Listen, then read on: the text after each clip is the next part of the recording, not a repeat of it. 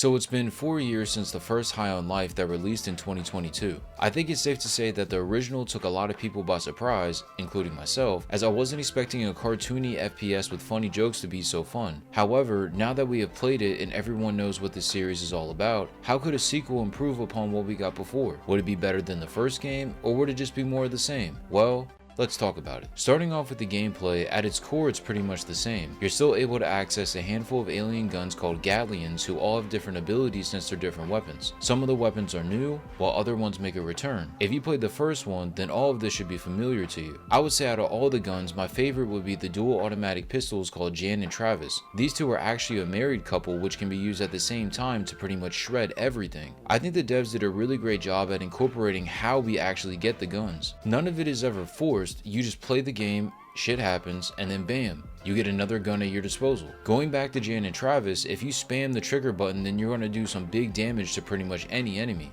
including the bosses. What I really liked is how the team made each of them have separate abilities that go hand in hand. To explain, when you receive a gun, you're able to do the usual, shoot them at stuff, but each gun has special abilities that can be used in both combat and traversal. Jan and Travis is no different. When using them together, you can raise up different items and have them serve as platforms, whereas if you just use Travis by himself, it only brings things down. Take this concept and apply it to the other Gatlians and you can really get creative with the gameplay. Furthermore, when looking at the gunplay in its entirety, it's still just as fun as before. As you go through each level, you're facing a plethora of different enemies, as some of them can fly, jump, and teleport right to you. Using your weapons to create different variations to your gameplay has to be the funnest part of this game by far. There's no better feeling than finding some enemies and using a combination of multiple guns all in succession to create some lethal combos. You can see what works and what doesn't, mixing and matching different attacks to find what works best for you. And what works for some enemies doesn't always work for every enemy, nor in the boss fights. So it's on you to always be looking for a way to gain the advantage. Speaking on the boss fights, I thought these were all really fun. Usually within each level, you'll be fighting against at least one boss, whether this be a bounty or something else. What I liked the most about these fights was how you could see the creativity that was put into these. There's one fight later on in the game that you're actually fighting the enemy inside the main menu. It's crazy. The combination of creativity alongside the gunplay makes each of these fights so much fun to go through. Sometimes the bosses are fast, or they have devastating ranged attacks,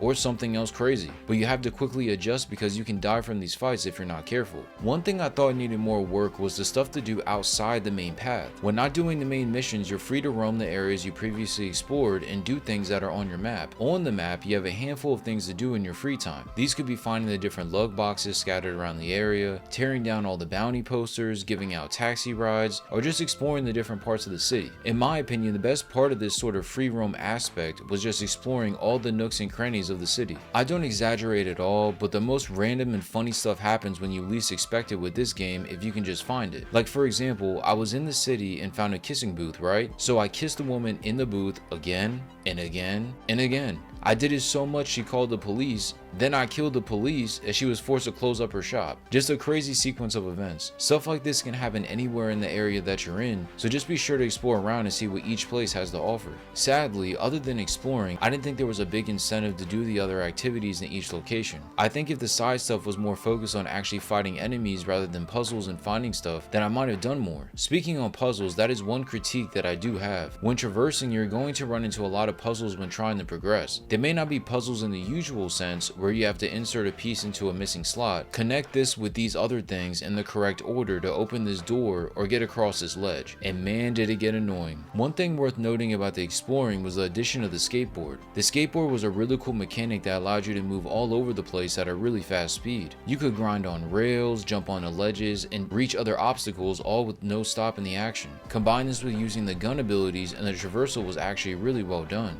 But like I already mentioned, the puzzles would slow everything down dramatically.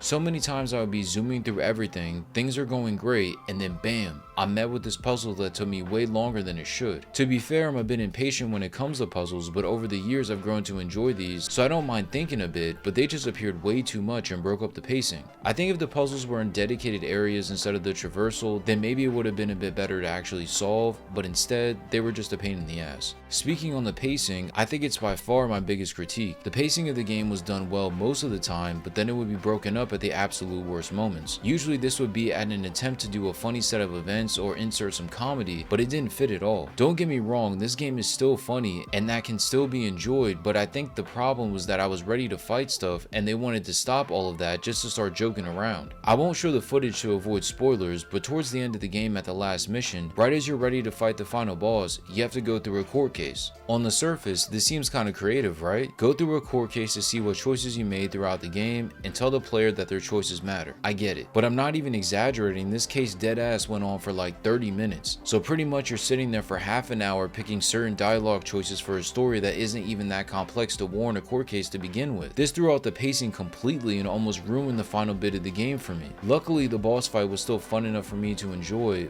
but that trial was not it. Going right into the story, I thought this was predictable and pretty surface level, which for a game like this is no problem. So picking up some time after the first game, the tables have now been turned and now you are wanted and have a bounty placed on your head after some important events that happened in the beginning of the game. This adds a different dynamic to the story as the hunter becomes the hunted, and it's really cool to be going through the story and then have everything interrupted because a bounty hunter has found your location. It makes everything more unpredictable. I think the length of this game was a little short. If I remember right, the first game didn't last too long either, but I think another 4 to 6 hours would have been just right. The story never overstayed its welcome, but I think at times the story was written as we were supposed to be emotionally invested into these characters when I never was. And that's not a knock on the character development or the characters themselves, but for a game where it's all about jokes, guns, and fun, the last thing I'm doing is getting overly invested into the characters and taking the game that seriously. However, that's the vibe that I got from it. It was nice to see various characters from the first game return and see how they changed from before and how they react now that we're being hunted by other bounty hunters. I think the best thing about this story is sort of like the outside world. Seeing how messed up everything can get in just a couple moments is really cool. I won't spoil, but the sequence where you end up getting Jan as your second pistol is by far my favorite moment in the game. The amount of stuff that happens on that farm is just too funny. I think that's where this story shines, when random things are happening that tie into the overall plot. Where it fails is when it tries to get you emotionally attached to anybody in this game. It's just not that deep. Regardless, if you enjoyed the first game, then you'll definitely like the second story. I think if you end up not enjoying it as much, it would be because you sort of know what to expect now. Like all the jokes and story beats are what you would expect. The element of surprise is gone, and that can only be capitalized upon with the first entry. Honestly, the story for this game isn't bad, but it's what you would expect for this style of game, and that's okay. Lastly, I have to speak on the bugs. Before starting this game, I did see other people say this game was completely broken and there was a game-breaking bug towards the end of the game, and all of that was false. However, there was plenty of bugs. There's a sound bug where the audio just gets all staticky at random times. Another one where quests wouldn't progress even though I killed everything in the area. Then there's this bad stutter that you get when the autosave kicks in after completing something. These were just a handful of bugs that I saw within my playthrough,